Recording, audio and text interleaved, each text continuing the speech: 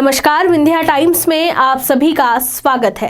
देश को संविधान मिले हुए 72 साल हो चुके हैं और 73वें वर्ष में हमने कदम रख दिया है। इस दौरान देश में काफ़ी कुछ बदल चुका है। बस इस देश में औरतें आज भी कहीं ना कहीं किसी न किसी रूप में अपने अस्तित्व की लड़ाई लड़ रही हैं। सोचिए, हम 73 वर्ष में हैं और आज भी अपनी गरिमा, अपनी पहचान की तलाश में हैं। कई जिम्मेदारियों को निभाते हुए अपने अस्तित्व के लिए संघर्षरत हैं। तो सोचिए, वो दौर कैसा होगा जब औरतों के प्रति लोगों की मानसिकता बस इतनी थी कि वे घर संभालें, उनके जिम्मे सिर्फ घर है और परिवार की जिम्मेदारी। तो आज हम उन महिलाओं को याद करेंगे, उनके बारे में जानेंगे जिन्होंने महिलाओं को उनका हक और अधिकार दिलाने, समाज में अपनी एक अलग जगह बनाने लड़ाई लड़ी, साथ ही संविधान को बनाने में अपनी महत्वपूर्ण भूमिका अदा की, जिससे हम महिलाएं आज पुरुषों के साथ कदम से कदम मिलाकर पूरे जोश और जुनून के साथ आगे बढ़ रही हैं।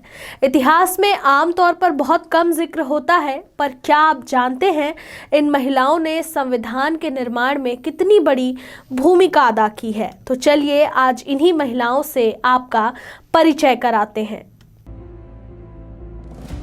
बात करते हैं उन महिलाओं की जिनके बारे में बहुत कम चर्चा होती है। ये वो महिलाएं जिन्होंने देश के संविधान में अहम योगदान दिया। भारतीय संविधान के जनक भले ही B.R. अम्बेडकर रहे हैं, लेकिन यह नहीं भूलना चाहिए कि संविधान के निर्माण में 284 लोग शामिल थे, जिसमें 15 प्रगतिशील महिलाएं भी थीं। इस देश में महिलाओं ने संविधान के निर्माण के दौरान अपने अधिकारों की बात जोर शोर से उठाई और फिर संविधान निर्माण के दौरान देश भर की विभिन्न अभियानों से जुड़ी महिलाओं को एकत्रित किया गया और उनमें महिला अधिकार पर बात की गई। इन महिलाओं में सरोजिनी नायडू, विजयलक्ष्मी पंडित, अम्मू स्वामीनाथन, सुचेता कृपलानी का नाम तो काफ़ी प्रसिद्ध रहा है, लेकिन इनके अलावा कई और महिलाएं भी हैं जिन्होंने संविधान निर्माण से लेकर समाज निर्माण तक में अहम भूमिका निभाई है। तो पहले बात करते हैं अम्मू स्वामीनाथन की। देश में जब संसद का निर्माण हो रहा था, तब वह पहली संसद का हिस्सा थी। अम्मू 1952 में लोकसभा के लिए चुनी गई थी, जबकि 1954 में राज्यसभा की सांसद बनी। जब 24 नवंबर 1949 में B.R. अम्बेडकर संविधान के बारे में अपनी बात रख रहे थे, तब आत्मविश्वास से लबरेज अम्मू ने कहा था, भारत के बारे में दुनिया वालों का कहना है कि भारत में महिलाओं को बराबरी का अधिकार नहीं दिया गया, लेकिन अब हम कह सकते हैं कि भारतीयों ने अपना संविधान खुद बनाया और दूसरे देशों की तरह अपने देश में भी महिलाओं को बराबरी का अधिकार दिया। बचपन से ही वे महिलाओं के साथ हो रहे भेदभाव के प्रति उग्र थीं। उन्होंने 1917 में महिलाओं के साथ मिलकर एक वुमेन इंडिया एसोसिएशन का निर्माण कर लिया था। उनके साथ एनी बेसेंट भी जुड़ी थी।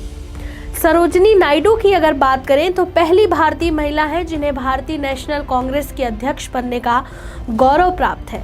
भारत की नाइटिंगेल नाम से लोकप्रिय सरोजिनी नायडू एक प्रगतिशील महिला थी। उन्होंने लंदन के किंग्स कॉलेज से पढ़ाई की थी तथा महात्मा गांधी से काफ़ी प्रभावित थी। वहीं उनके कई आंदोलनों से भी जुड़ी रही थी।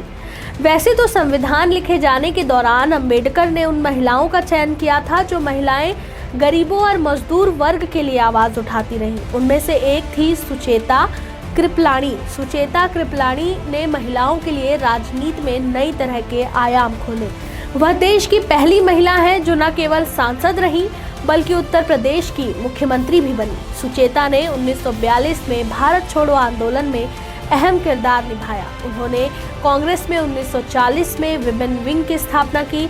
सुचेता के बाद नाम आता है विजयलक्ष्मी पंडित का। विजयलक्ष्मी पंडित भारत के पहले प्रधानमंत्री जवाहरलाल नेहरू की बहन थी। वह आज़ादी के दौरान 1932 से 1933 और 1940 से 1942-43 में 3 बार जेल भी गई थी। उन्होंने महिलाओं के अधिकारों के लिए काफ़ी काम किया और पहली महिला कैबिनेट मंत्री भी बनी।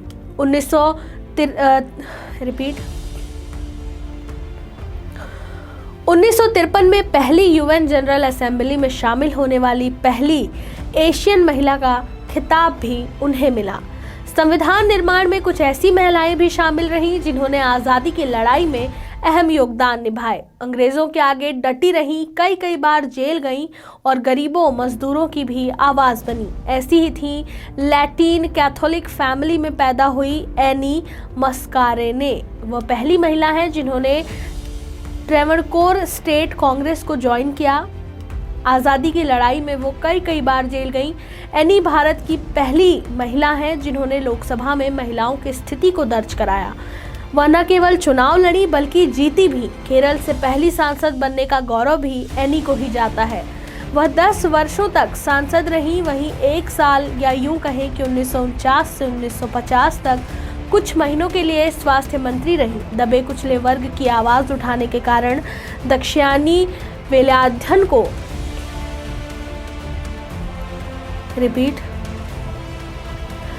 वहीं दबे कुचले वर्ग की आवाज उठाने के कारण दक्षयायनी वेलाध्यन को अंबेडकर ने संविधान के निर्माण के दौरान विशेष स्थान दिया था। वेलाध्यन का जन्म 1912 में कोचीन के बोलगट्टी में हुआ था। वह पुलिया समुदाय से आती थी। वह अपने समुदाय की पहली महिला थी जो पढ़ी लिखी थी और आधुनिक कपड़े पहनना चाहती थी। 1945 में दक्षयायनी कोचीन लेजिस्लेटिव काउंसिल के लिए नामित की गई। वह पहली और अकेली दलित महिला थी जो 1946 में कॉन्स्टिट्यूशन असेंबली का चयन किया गया था। बता दें, वे पहली दलित महिला थी जिन्हें 1946 में कॉन्स्टिट्यूशन असेंबली के लिए चयन किया गया था। संविधान के निर्माण के दौरान दक्षयायनी ने दलितों से जुड़ी कई समस्याओं की ओर ध्यान दिलाया। मालेरकोटला आज़ाद भारत के संविधान सभा में शामिल होने वाली पहली भारतीय मुस्लिम महिला थी। 1935 में मालेरकोटला ने मुस्लिम लीग ज्वाइन किया था, लेकिन देश के बंटवारे के बाद उन्होंने अपने पति एजाज के साथ 1950 में कांग्रेस पार्टी की सदस्यता हासिल की। संविधान निर्माण के दौरान एजाज ने कई मुद्दों पर अपनी बात अंबेडकर को बताई, जिसे संविधान में शामिल भी किया गया। 1969 से 71 में वह सोशल वेलफेयर और अल्पसंख्यकों के मामलों की मंत्री भी रहीं। वहीं सन 2000 में उन्हें पद्म भूषण सम्मान से सम्मानित किया गया। इसी तरह दुर्गाबाई, हंसा, लीला राय, पूर्णिमा बनर्जी, राजकुमारी अमृत कौर तो देश की पहली स्वास्थ्य मंत्री बनी। वह इस पद पर 10 वर्षों तक रही।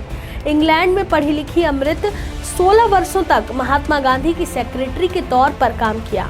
वह अमृत ही है जिन्होंने ऑल इंडिया मेडिकल इंस्टीट्यूट यानी एम्स की स्थापना की। उनका महिला शिक्षा, खेल और स्वास्थ्य विषयों पर बराबर का अधिकार था। उन्होंने देश में tuberculosis association, central leprosy and research institute का भी गठन किया। कपूरथला महाराज के बेटे हरनाम सिंह की बेटी थी।